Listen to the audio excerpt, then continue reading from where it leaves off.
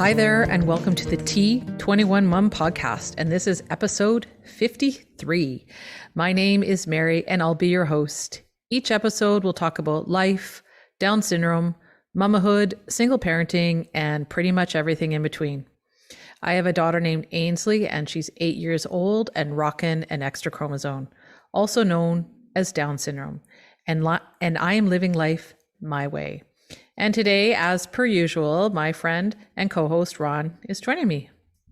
Hey, Mary. How's life on the downside? We're doing okay. I'm getting around all right, managing okay. Making friends with your Neely? Yes, yeah, because I'm not making friends anywhere else because I'm not getting out much. So you're not fully healed. You're still... I'm still ways off from that, yeah. Okay. Yeah. Boot. I've got a boot now and doing, I'm allowed a little bit of movement every day. And my sister-in-law, thankfully, is a physio, and she gave me some additional little exercises that I can do. I can't really start physio yet. That's still a few weeks out.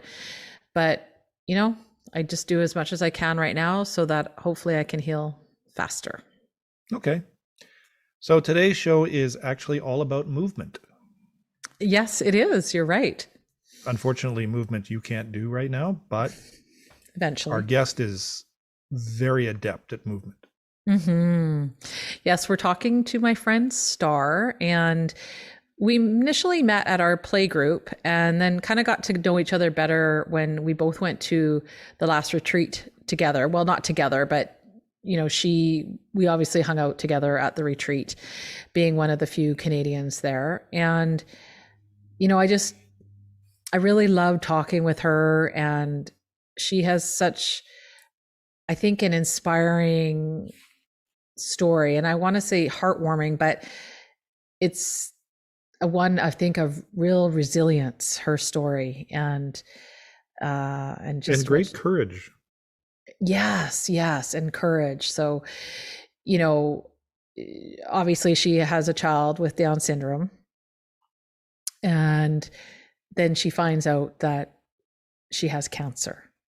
So we talk about that and how that all evolved, and sometimes we're thinking, my life's over because my child has Down syndrome. But literally, Starr was literally thinking her life could be over.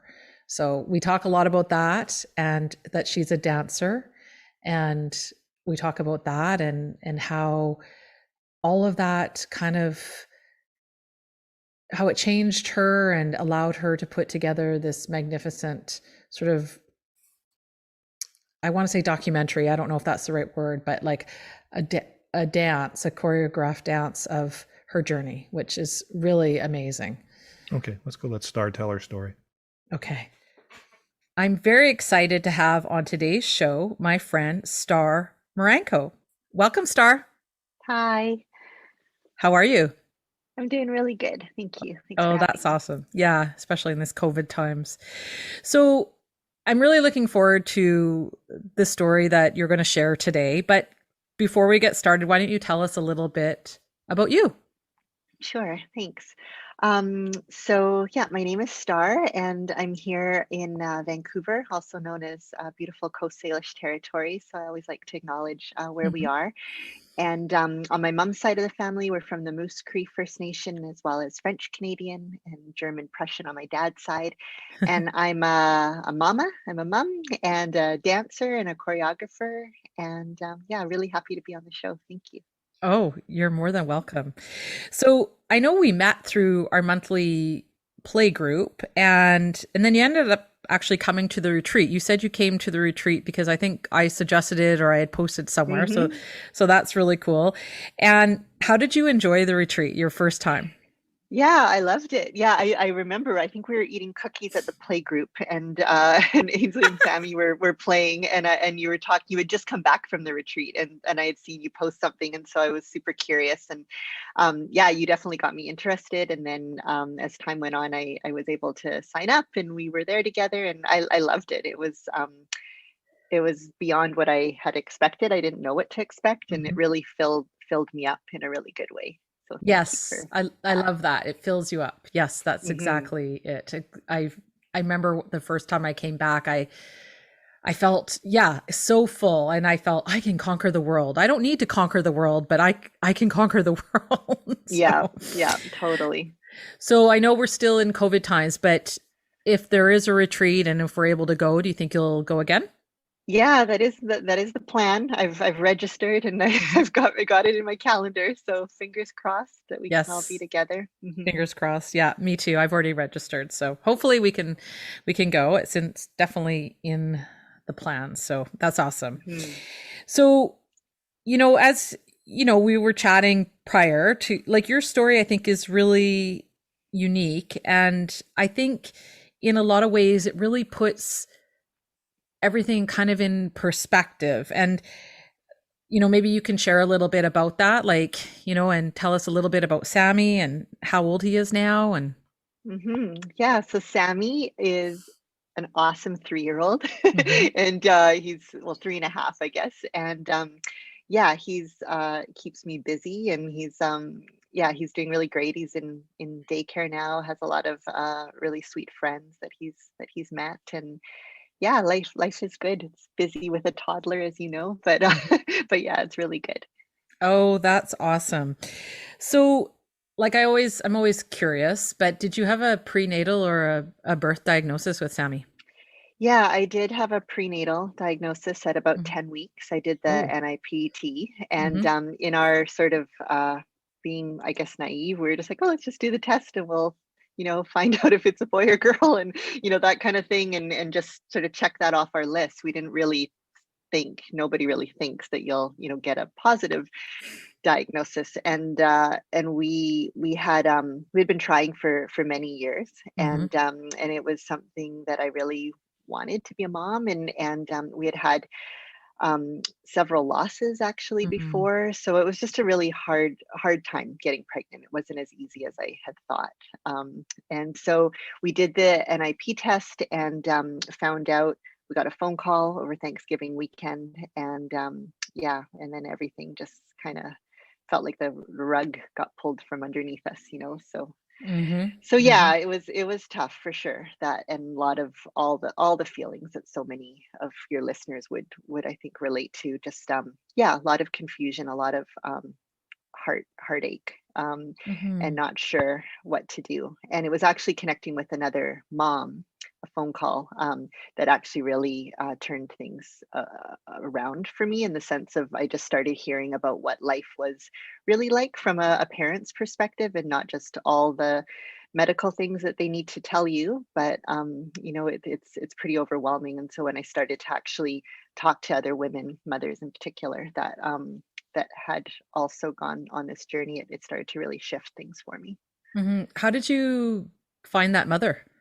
Yeah, well, actually, it was through the genetic counselor had given, all the papers and all the packages that you get. And I guess somehow through that, or maybe I Googled, or I don't know, I was connected through the Down Syndrome Resource Foundation here in Vancouver, in Burnaby.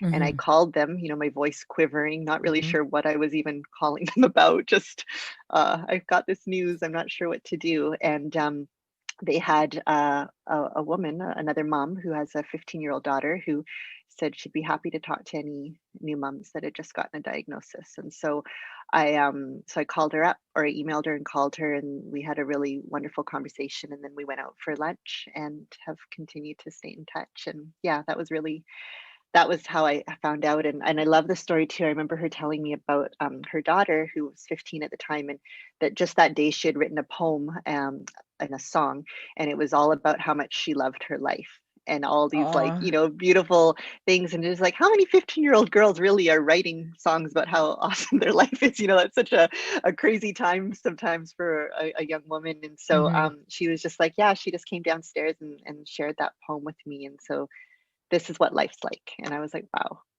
So that really Oh, struck me. that's fantastic. But Hmm. my experience, I didn't do the NIPT, but sort of when you said you called the DSRF, which I've talked lots about on the podcast, they're Mm. a fabulous organization. But I remember calling the Canadian National Down Syndrome Association or Society.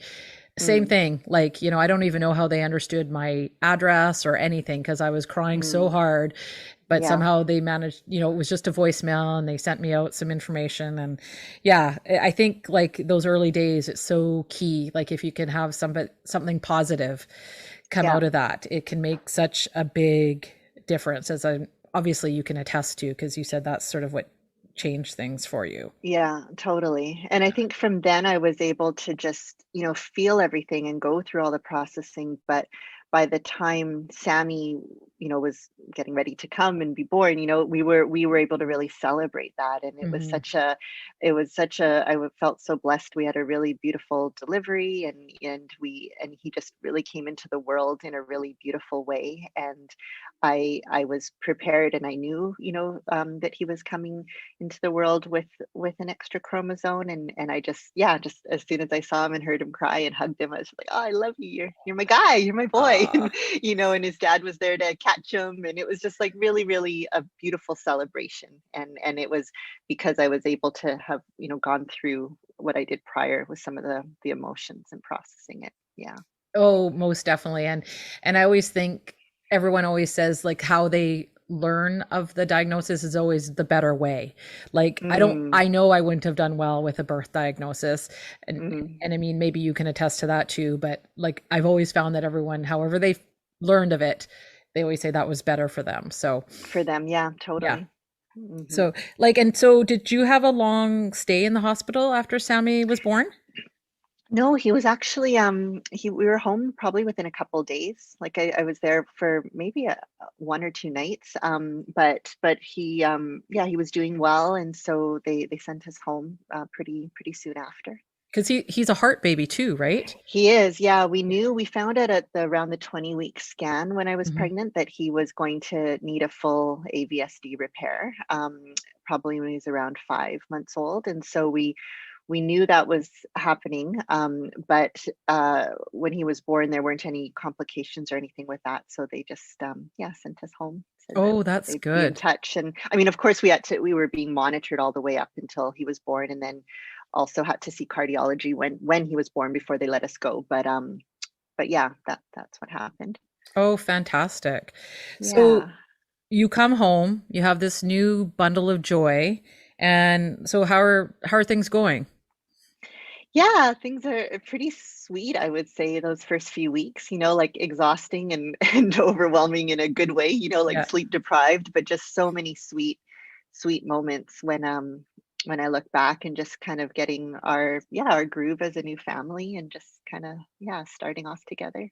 Oh, that's awesome. And then so you haven't been home for that long with Sammy. And then can you share about what happened, a few weeks in?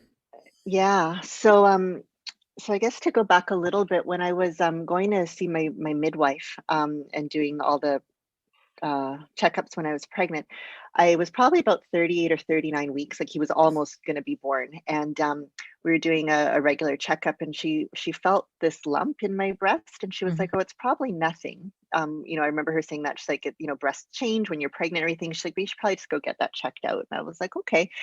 And just put that in my mind. And then literally like the next week Sammy was born. So then a few weeks after he was home with us, I said, yeah, I should probably just go get that checked out and just get that off my mind. And Mhm. so I went thinking that it was going to be nothing, and then got the phone call that I had early stage 3 breast cancer. And I remember exactly the moment where it happened, where I got the diagnosis. I got the phone call in the grocery store in the Oh, aisle of jeez. Save on Foods. I was from my family doctor, and it was Friday evening, and I had kind of thought maybe she wouldn't call me because it was the weekend, so I was waiting, for Monday. But she called me because it was so serious, and I was with Sammy and my partner and my mother-in-law and my sister-in-law, and we were all just buying groceries, and I got the phone call. And yeah, everything came crashing down pretty hard, pretty fast. Kind of a little bit similar, like as you're describing it, is I think when you get the Down syndrome diagnosis, like you're saying, you got Yeah, the call from the genetic counselor, whoever it was, for the NIPT test. You're thinking you're just going to find out the sex, and then you get this other news. And And then fast forward 9 months or whatever, and then you get sort of almost the same scenario and you're getting some other news. Yeah, it was definitely a similar feeling for sure of just like, there's the moment, there's your life before you get that news and there's your life Mm-hmm. after, and you don't Mm-hmm. ever go back, whether it's a diagnosis for your child or for yourself. And but it was, yeah, that feeling of just something crashing and breaking, and it wasn't going to go back together. Yeah. So, gosh, you're in the middle of Save On and you're learning like this life altering news. Like, obviously, you go home. Like, what are your emotions when you hear this news that you have Mm. cancer? Yeah, I mean, it was definitely, I mean, of course, a huge shock. I was really, I was extremely worried, worried not only for myself, but more for Sammy, Mm-hmm. and I kept thinking to myself, I mean, really what I kept thinking to myself was I did not believe that God had just given me this little baby to then take me away so soon. So there was a part of me with the shock and the disbelief and the crying and everything, and part of me that also wanted to stay strong for everyone around me because everyone was so worried for me and so concerned. Mm-hmm. But there was a strength that came in very quickly, and it was because of Sammy that I was just like, I don't actually have another option here. I'm not going to see that option as me not being here for Sammy. And so I'm going to do everything I need to do to make sure that I'm here for this little boy. And so I just went into pretty laser focus, I would say. And I got my team around me pretty quick. Like my family really like came around me, and my community and the specialists and the doctors and everything. And when I look back on it now, it was surreal. Like I was almost like in a different kind of, I mean, I was postpartum still. I was like, I was like trying to, just get a grip on that, Yeah. and try and figuring out things with Sammy, and and breastfeeding, and all that kind of stuff. And it was just like, it was crazy. But I think that in some ways too, because I was already on mat leave for work. I had my whole slate of my life had already been cleared because Sammy was coming and he was here. So I just really focused on what was right in front of me. Sometimes even just hour by hour, sometimes Mm-hmm. because the emotions were just, riding the emotions up and down so much. And my mother-in-law, God bless her, she was supposed to be here for a few weeks just to meet her new grandson and say Mm-hmm. hi. And when I got the diagnosis, she just looked at me and she's like, I'll just stay. She's like, I'll just stay until you're better, until Sammy's better. And I mean, thankfully we have a wonderful relationship, so that went really well because it could have gone either way, right? Yeah. But it was amazing, and we've become very, very close friends and family as two women going through this experience together. And she helped me raise my son for that first year and a half when I couldn't always be here for him. Oh, man. It's making me all teary-eyed just hearing that. I can't even imagine what that's like going through. Like, you're already having, you're a new mom, you have a baby with an extra chromosome that, has a heart defect, you know, there's a lot on your plate. And then you've got to deal with this life-threatening possible diagnosis, Mm, and I'm almost thinking when I first learned about your story is that, you know, I don't know. I mean, you can attest to this. Is like I kind of thinking it probably puts the Down syndrome diagnosis in like kind of like a whole new perspective, or it's almost like it yeah. takes a back seat almost. Yeah, totally. Like that's the crazy part about it because my partner and I would talk about that. We'd just be like, wow, Down syndrome, if that's the only thing we actually had to deal with, that would be like that. Like you said, it was just kind of like, oh yeah, we can handle that. Like, that, and then so it did put things into perspective really quickly. And it almost just became, I don't know. It just, yeah, it's hard to say, but it was just like it just I remember thinking like, oh wow, I was so worried about Down syndrome, Hmm. and this is, and then of course you meet your little one, right, and fall in love, and you're just like, wow, this is not as scary as I thought, and this is and yeah, so it put things into perspective for sure, really quick, and I don't know, maybe who knows, right? But I don't know, like if it was horrible at the time that it all happened at the same time, but it also was perfect that it all happened. It was like this perfect storm where Sammy became my medicine and I became the mom he needed because I was able to just, I think, put everything into perspective really quickly and kind Hmm. of not not get caught up in my own stuff around around his diagnosis, because I'm Yeah. like, yeah, we got things to do here, Sammy, so let's just continue move along, right? So yeah, him and I together, I from the very beginning, even when I was pregnant, I've always just felt like quite the team with him. Like Oh, he's got me and I've got him. oh, I love that. That is just so awesome. And so you have this diagnosis. So obviously you got to go into treatment. And then Yeah. Sammy has a heart defect.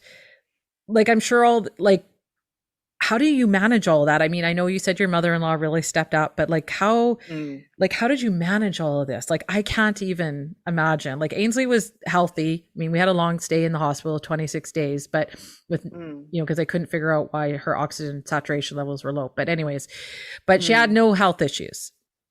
So mm, I can't, and for me, like the first year was so beautiful and amazing and the best year of my life, but it's also in some ways the hardest year because you're just mm. learning. Like, I was a new mom too. I'd never done this before. And, but then you throw in all this other stuff that you've got to deal with. Like how did you manage that?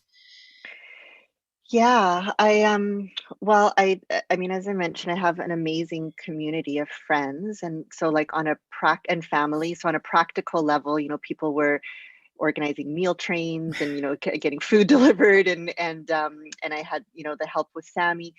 And I think that when I was putting together my treatment plan with my doctors, I because it was so aggressive, the form, and because I had Sammy, I didn't really want to kind of wait and see how it was going to be, so I wanted to begin right away, and I Mhm. did what I think was the best of both worlds. I did all of the more traditional, like allopathic forms. I did chemo and radiation and surgery. And then I also did a lot of complementary medicine, an amazing acupuncturist who works with cancer patients, a friend who does neurolinguistic programming called NLP work, which really Mhm. helps me to reframe things in my mind. And I have a strong spiritual practice and meditation practice that I really drew on. I kept saying, I was like, wow, this isn't like a weekend workshop. This is like real life. I'm like, Yeah. I got to really just dig deep and apply everything I've ever learned or believed in or studied. And um, so that's how I put it together. And I talked to a lot of not a lot, but I would say, a handful of women who had gone through this as well, a cancer diagnosis. I also had a therapist at the time, and she said to me, she's like, you're in a really specific demographic. She's like, not only do you have a child with Down syndrome who also is going to have heart surgery, you're also undergoing chemotherapy and cancer treatment. Like there were not a lot of people um, that were going through both things at the same time. But Mhm. so I put it together as best I could, and we knew that Sammy was going to have his heart surgery at 5 months. I was going to be right smack in the middle of chemotherapy at that Jeez. time, Yeah.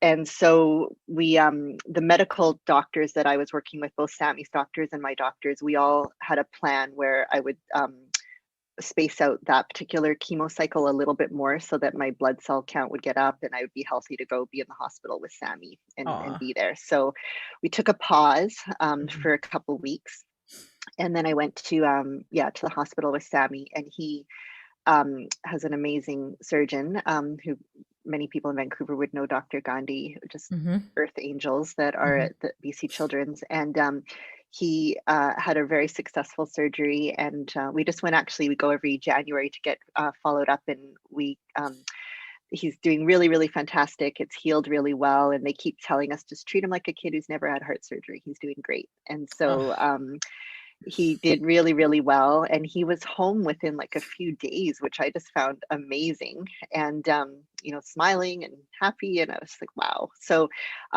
yeah, that was probably one of the more intense moments of my life, handing your Yes. child over Yep. to have open heart surgery, and then going through everything that I was going through. But yeah, that's how I kind of managed, I guess.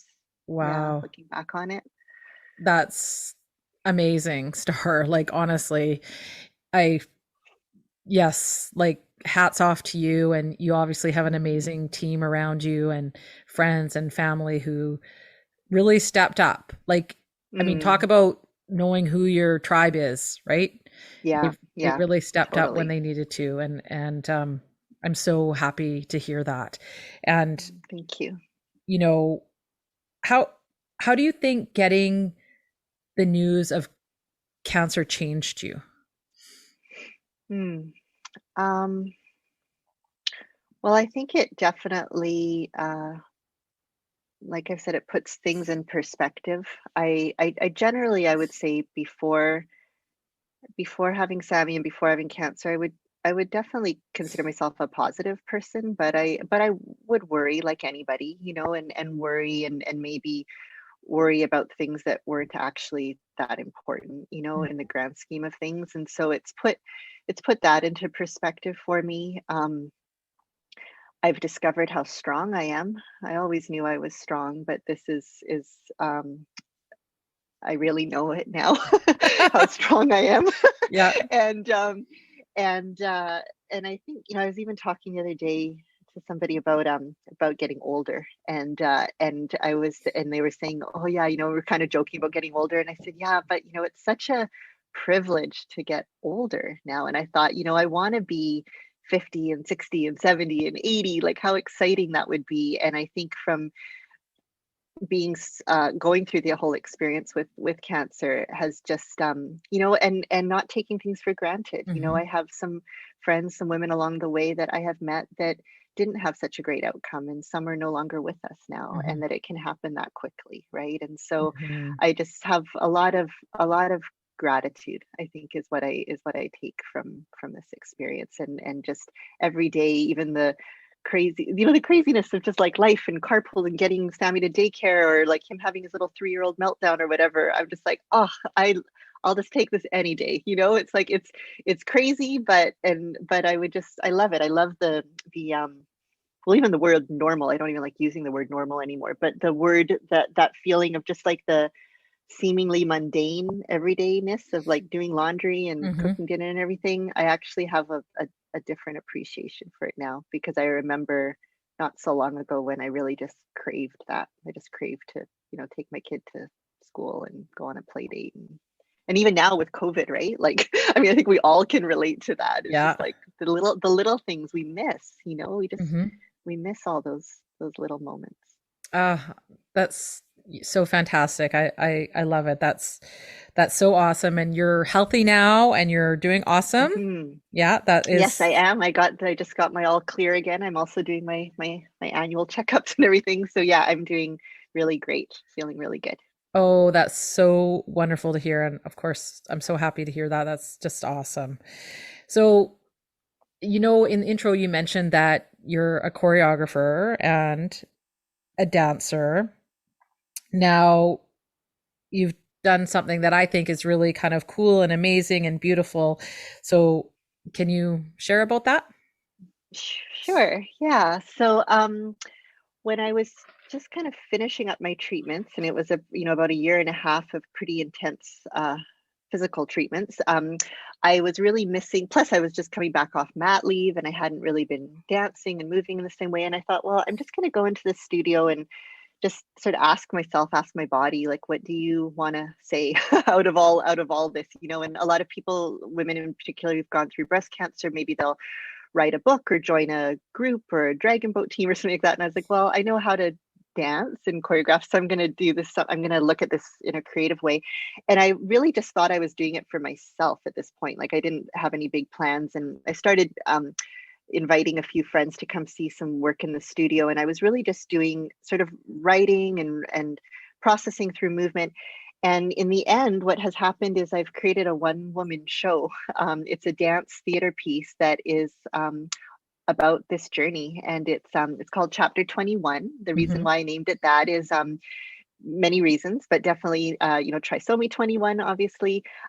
21 days in between my treatments. I was on a Okay. 3-week cycle, and they also say it takes 21 days to reprogram patterns and habits and things like that. And I thought during this whole time, these last few years, that's been very much what I've been doing. And so I've created this piece, and it's something that now I'm getting ready to share in a bigger way with people, with audiences. And yeah.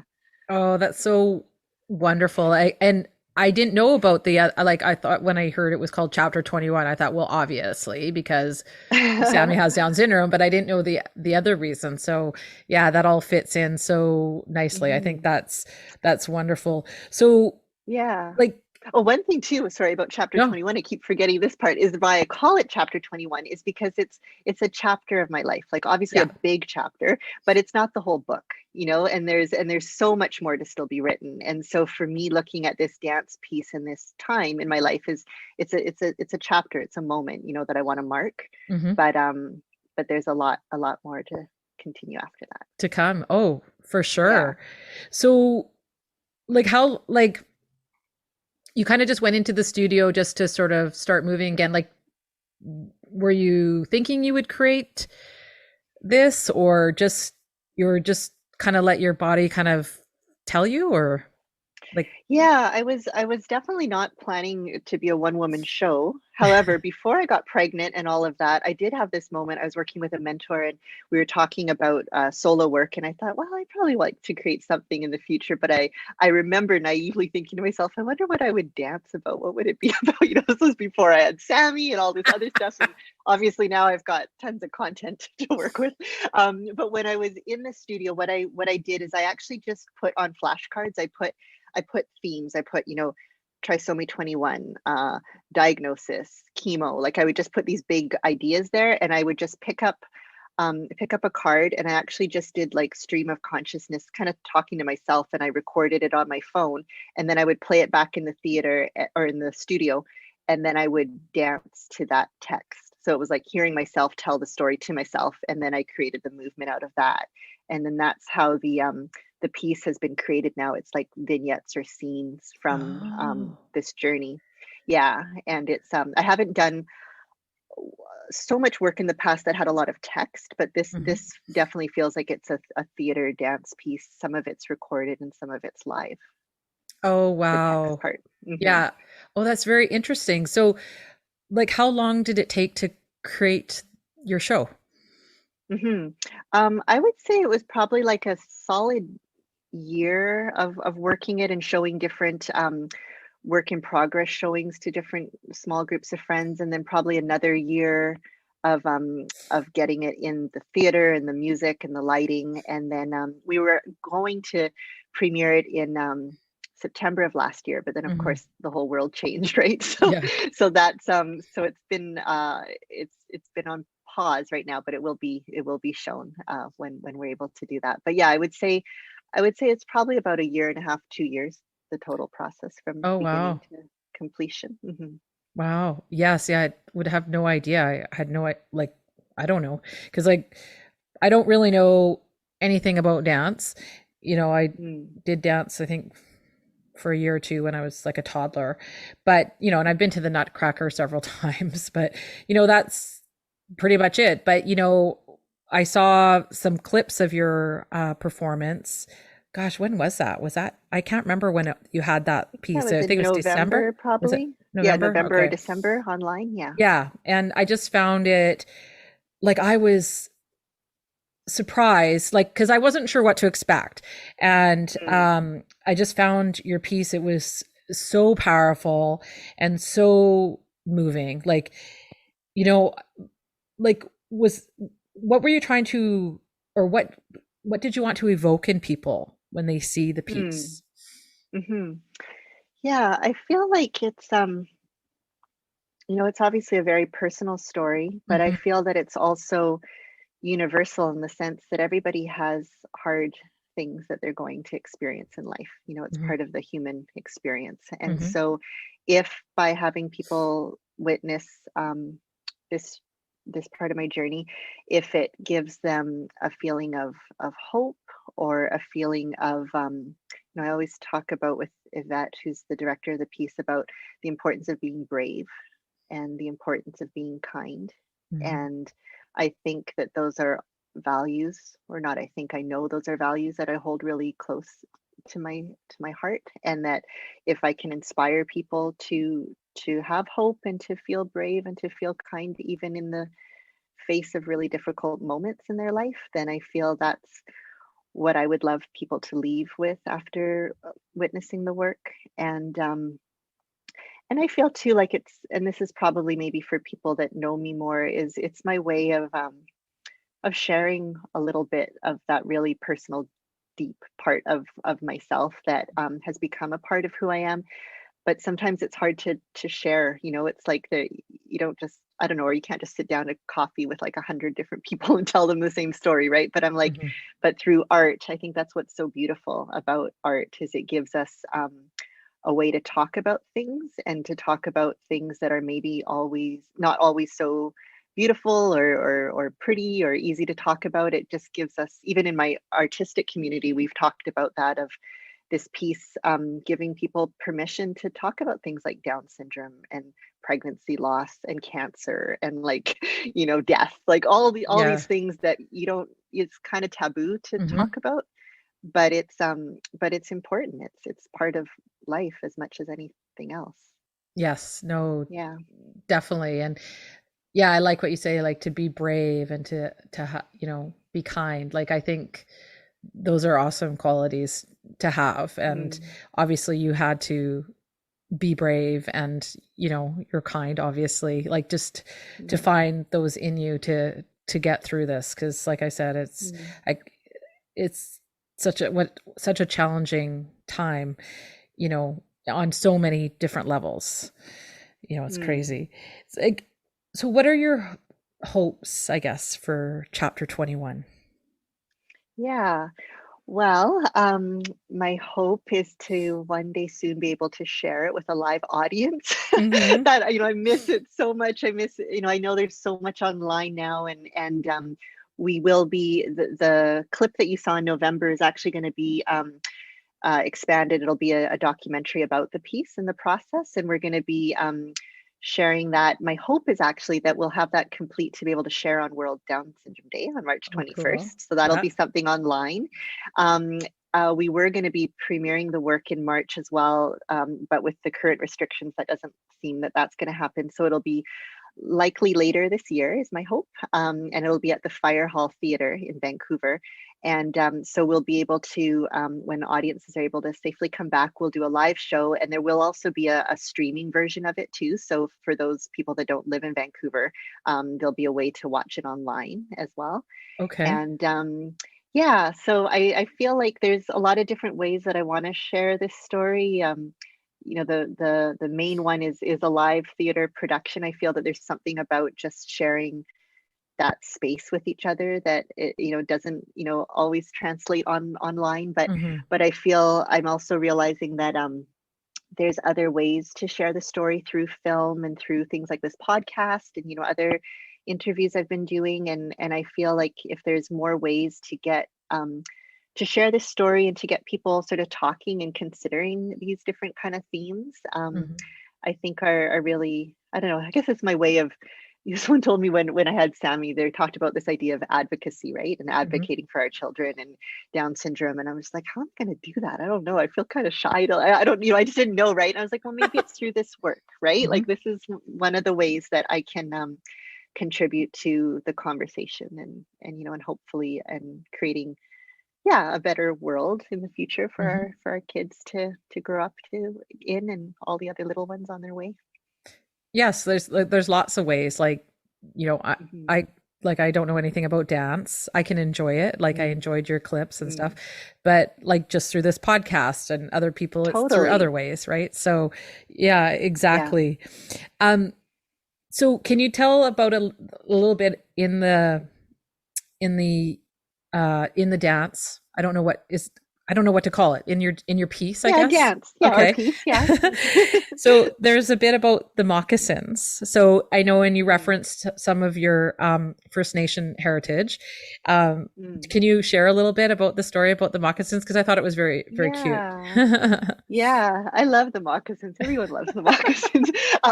So yeah, these little moccasins were actually from Moose Factory, which is where my grandmother's from, and so that's like northern Ontario, at the mouth of James Bay, so quite far north, and it's where the polar bears start coming down. So that's kind of how cold it gets. Cool. Yeah. And I was there in 2011 with my mom and some other dancers. We were working on a research project.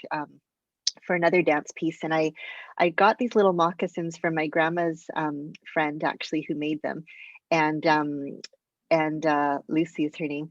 And I got these little moccasins, and they were so sweet. And and I'd been really hoping and thinking I was going to become a mom, and I thought it was going to be a lot easier, but Yeah. to become a mom, but it wasn't that way. Anyways, I had these little moccasins, and I got them, and I brought them home, and I had them with me for a long time. I had them on my meditation altar, and hanging up, and in different ways. And as time went by, it didn't look like I was going to become a mom anytime soon, and it was really sad. But I hung on to those moccasins.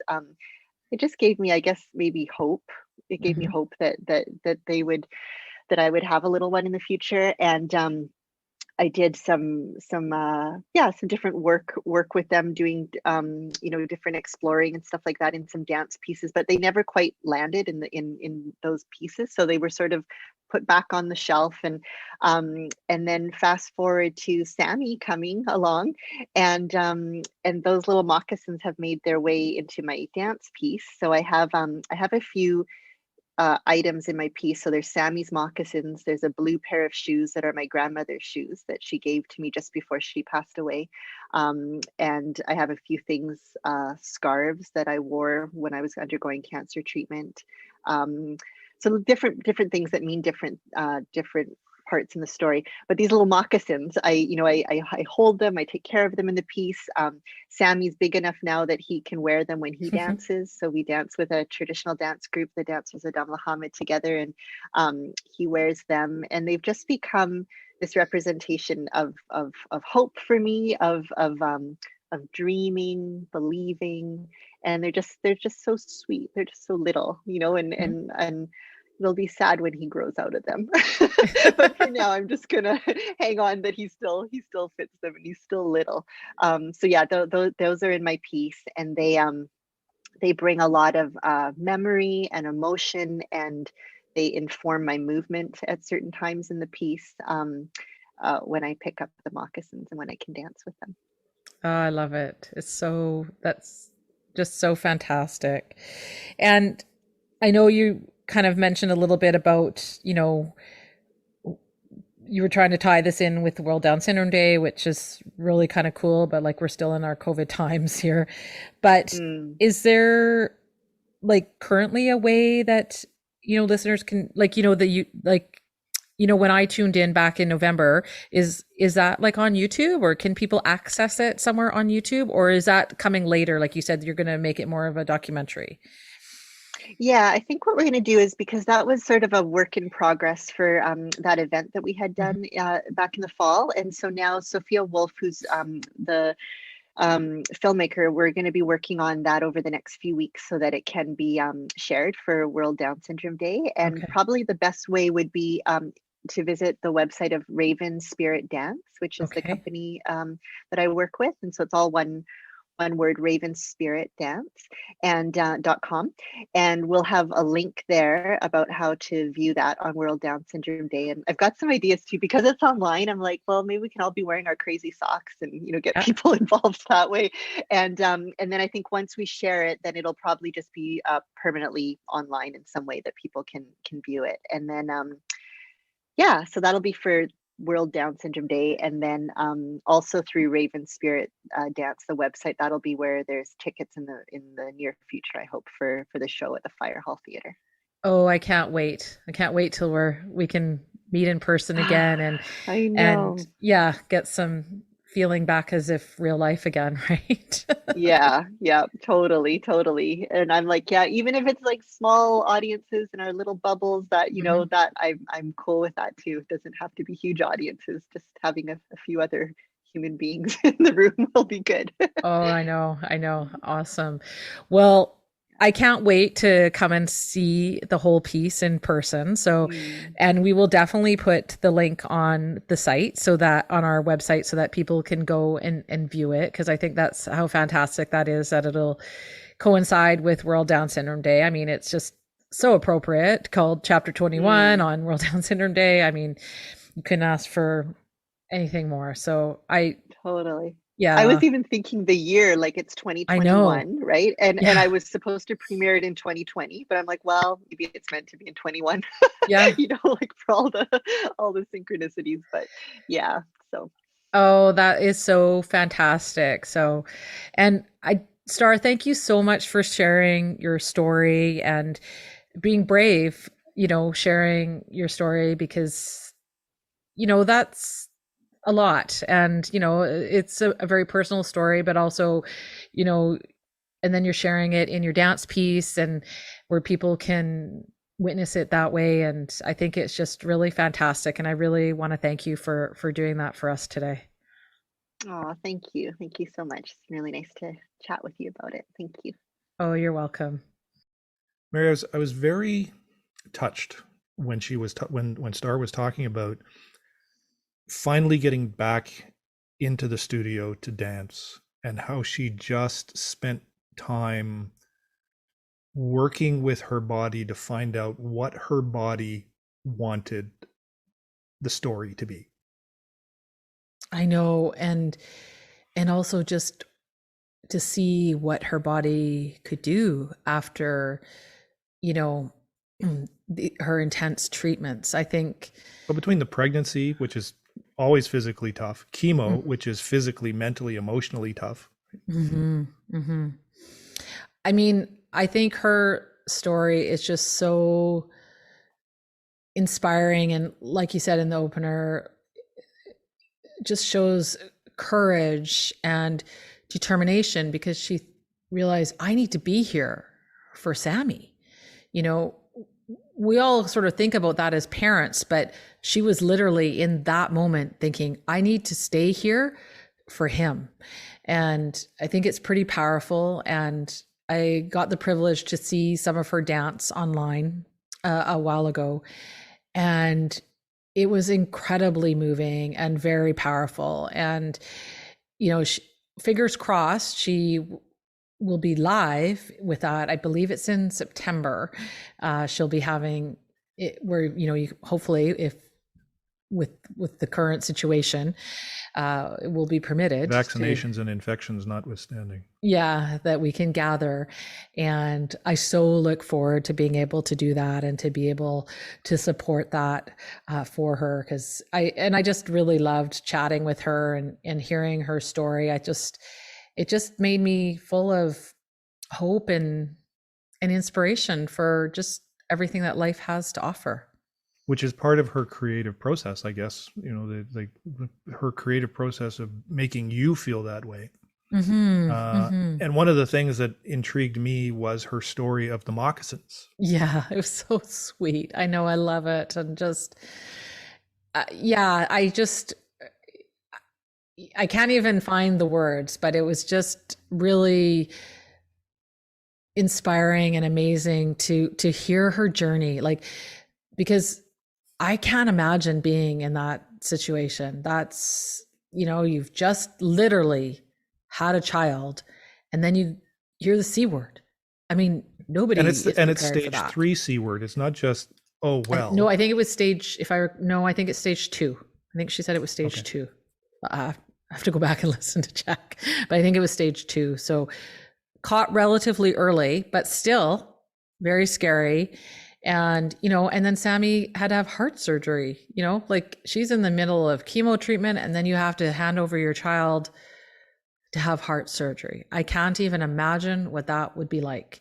I mean, strengths we don't know we have. Yeah. So, yeah, it was just amazing to talk to her and to hear her story. I think it's just so inspiring and, and she's just like a bright light, just like her name, Starr, Yeah, right. It was awesome. All right. Okay. I have to admit Starr's story touched me because it's a creative story as much as it is a resilience story. Yes, I agree. So next time out, we're not quite sure where we're going, but we're going somewhere in a couple of weeks. Yes, we are. We'll be back in 2 weeks. All right. Take us on out. Thanks for listening to the T21 Mom podcast. And as always, I would love to hear from you. You can email me at info@t21mom.com or find me on Facebook. I'm also on Instagram and Twitter at Trisomy21Mama. Tell me your stories, what's going on in your life, what's important to you. And also, please subscribe and leave a review so we can become more searchable for others in the Down syndrome community. Keep on loving on your rockin' kiddos, and we will see you next time. See you, Mary. Take care. Thanks, Ron. Bye.